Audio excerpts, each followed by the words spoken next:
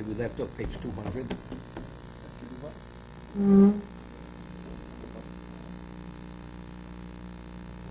Page 200, Yurala. The Ramos says that if a person purchases schach, he shouldn't cut the schach himself. This is when he's buying it from a goy. But rather, he should have the non-Jew cut the schach, the material, and then he puts it on the sukkah. But he should not be the one to cut the schach. V'katzim yashalakum. Forest belonging to a goy, you should not be the one to cut whatever the material that you need for the sukkah. Afilu midasaki, even he agrees, he gives you permission to do it. Why? Because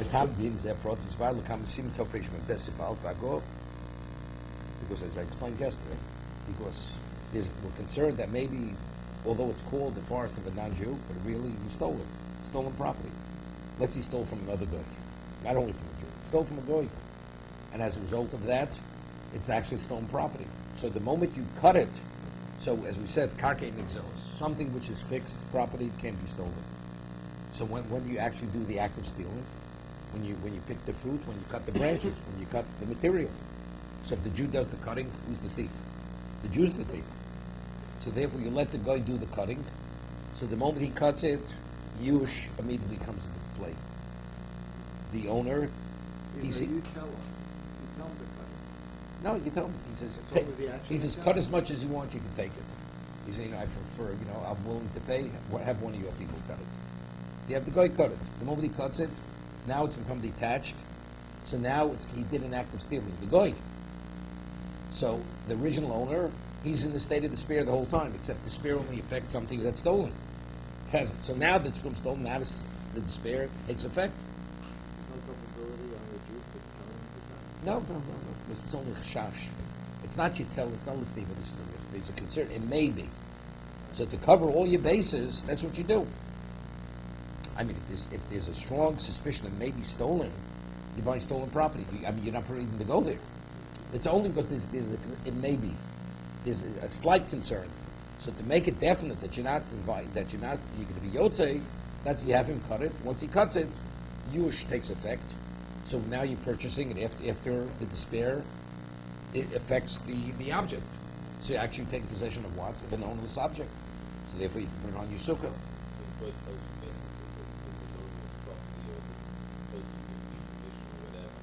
Can't believe the guy. You have a suspicion. You can't believe it.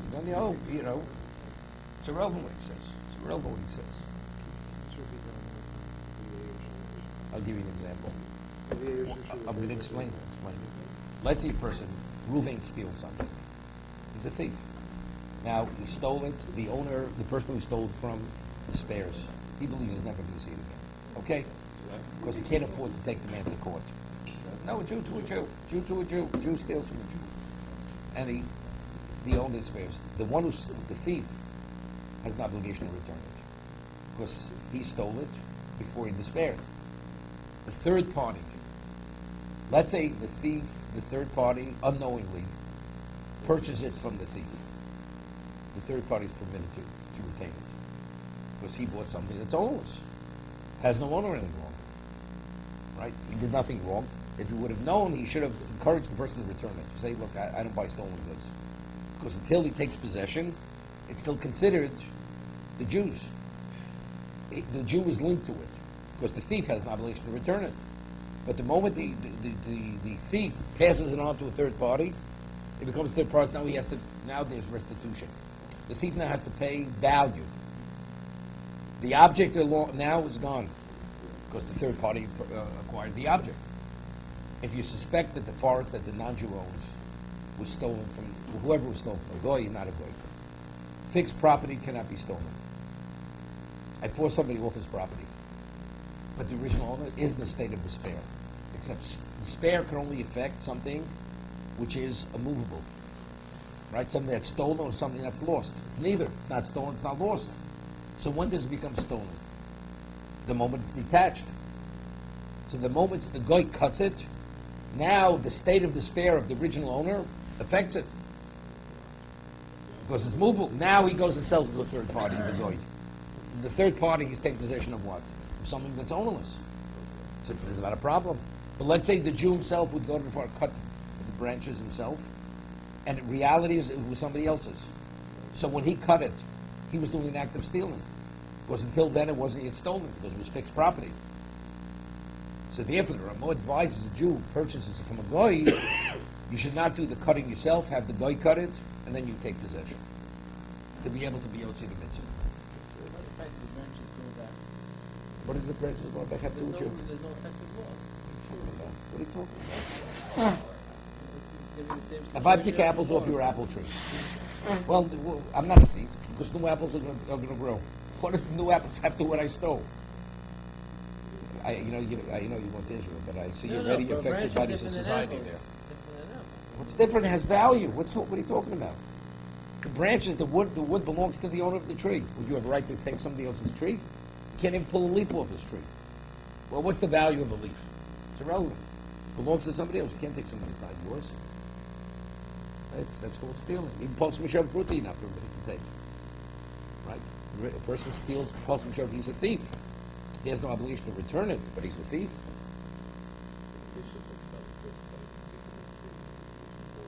No, that's something. But let's say, so that's, okay, later. Okay, yeah, but I'm saying, purely. The Gemara says in Brachos, there was a Namora, Rebuda, the sharecropper. He withheld his, Rebuda had 400 barrels of wine, they all turned sour.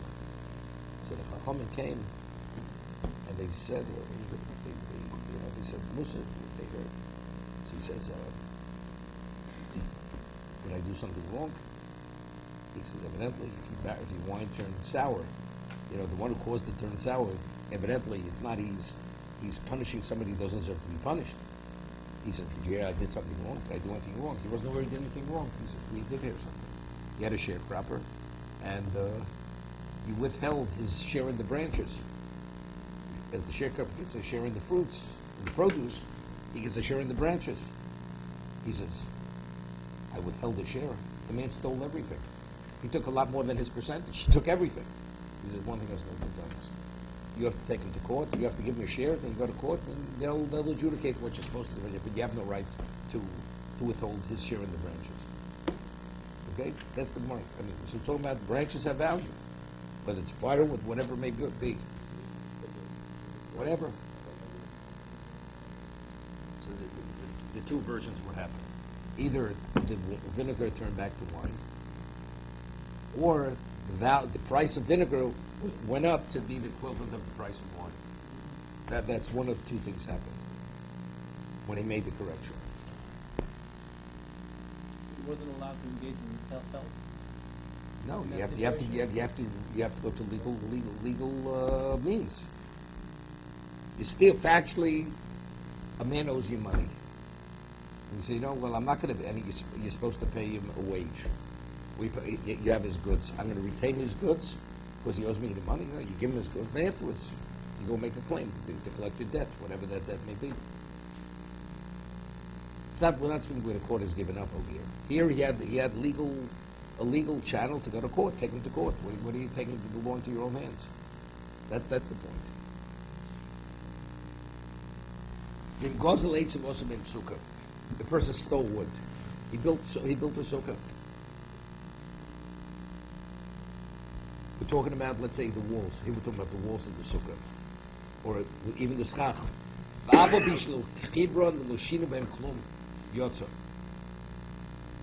He built a sukkah. He didn't alter the wood. Right? We say to acquire something that's stolen, you have to alter it. An alteration that can't be restored to its original state. Right? He made no alteration whatsoever, but he built it. We spoke about takoras hashavim. Rabbinically, a person who steals where there's a hardship to return the stolen item, like a person built a beam, although you could dismantle the house, destroy the house, you could return the beam. But the fact is, nobody's destroying the house to return a beam. So the only chance this man could do tshuva, we have to help him. We say, let him keep the beam, let him just do restitution. He'll pay the value of the beam.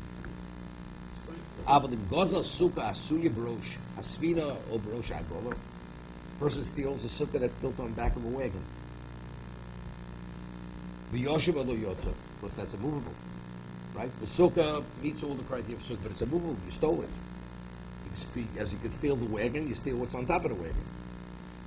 So you're not yotze, because that's mitzvah bavera.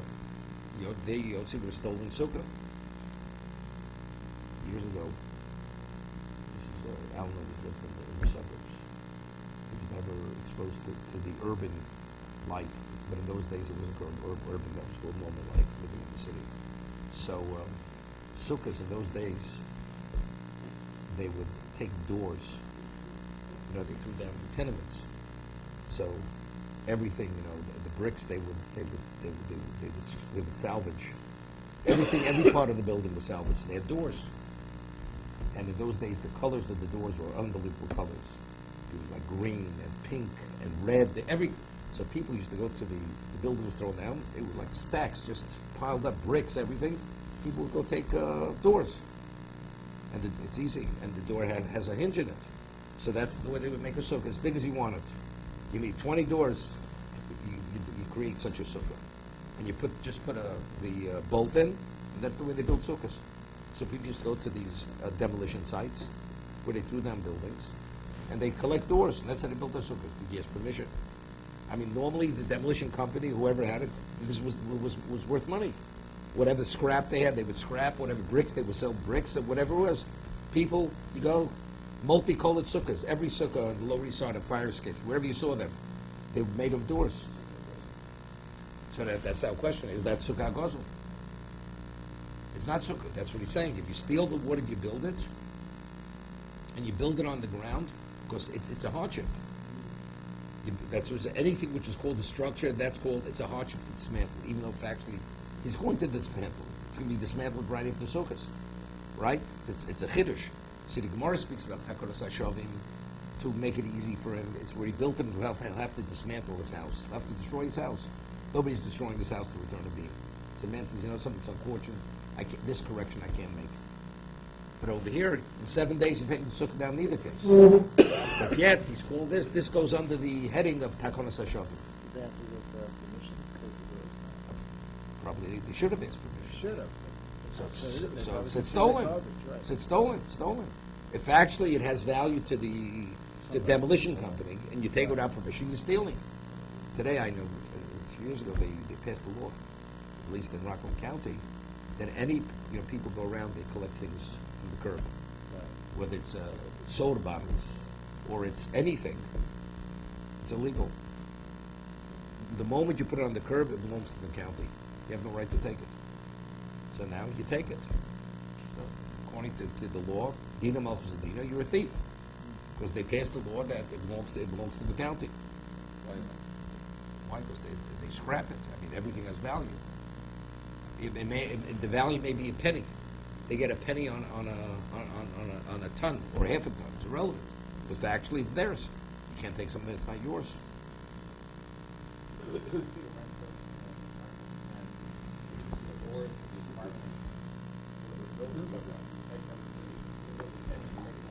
Something else. You have a right. You have a right to do that. Yeah, you're right. You're paying for that. As long as you put the door back, the landlord that couldn't care. But here you take something that's not yours.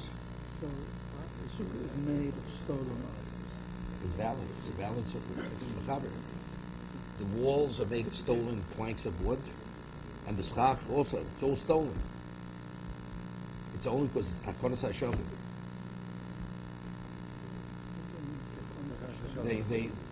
Shav means to do repentance. If they legislated a law to assist those who want to repent. Because I told the story yesterday. Otherwise, if it becomes too overwhelming to make a correction, the person's not going to make the correction. The man has to change his whole life. With the beam. Midoraisa, it's got a liability. Sure, he has liability. No, it's worse than the liability. Restitution he has to make in either case. But the question is, does he have to return the actually item that he stole? That's the rabbinic enactment. It's Hefker Bez Nefker. Mar says that's Hefker Bez Nefker. So it's considered Hefker? Not Hefker. Hefker Bez Nefker means the Chachamim have the ability to condemn or cause property to be ownerless for the sake of whatever their reason is. So before you have to, the person who those doors. And he built a sukkah. That sukkah is his sukkah now. The material is his. Once he puts it into a structure, it's his. That's his material now. It's kosher sukkah. It's kosher. Kosher. Even though it's stolen. It's no longer stolen. It's not considered stolen anymore. It's a No, it's his now. He took possession. They revoked the original ownership rights, so now he's able to take possession. So you wouldn't have to write a check to the city? No. Check, he has the right to check. Restitution, there is. Return the actual object. If I have your object, I have to return it. I would have a right. But let's say, rabbinically, they said you're permitted to retain the object. But even if you're permitted, you have to make good. You have to do restitution to the owner. Would you have to write it before the object, or you wait till after? It's interesting. It doesn't make a difference. You could do it after. Because the doesn't make a difference. Let's say a person steals and he alters the object, and then he has an obligation, and he doesn't do the restitution. It has no bearing on the object. The object is still his, right? Once you alter it, it's yours. Now you have to do restitution. He didn't do restitution. Okay? So he's still a thief. He didn't correct the wrong, but the object he has is still his object. It's very interesting. Mar says that a person steals coins, silver coins, and then he melts them down. Right? Well, that's a person steals bullion, and he mints coins.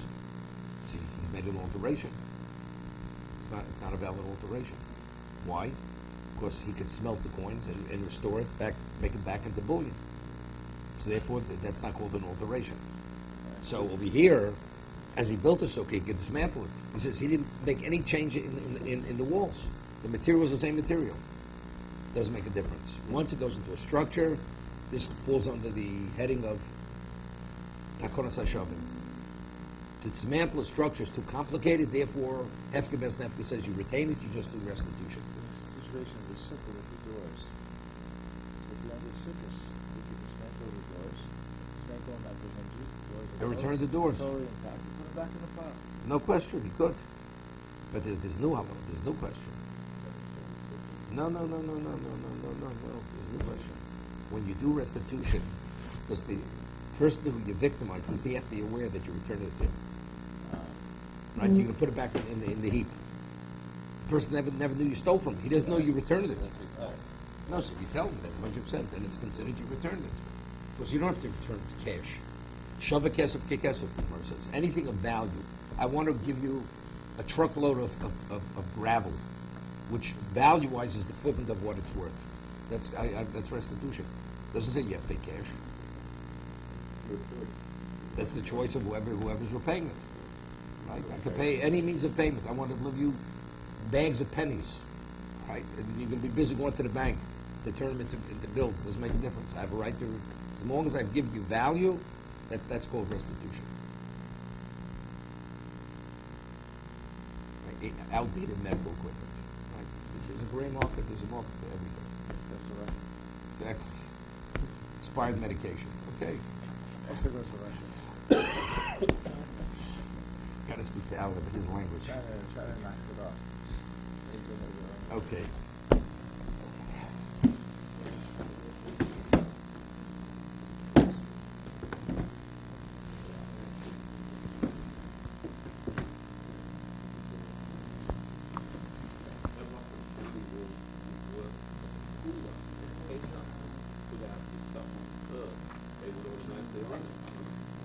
I'm not sure if it's garbage. It's really garbage.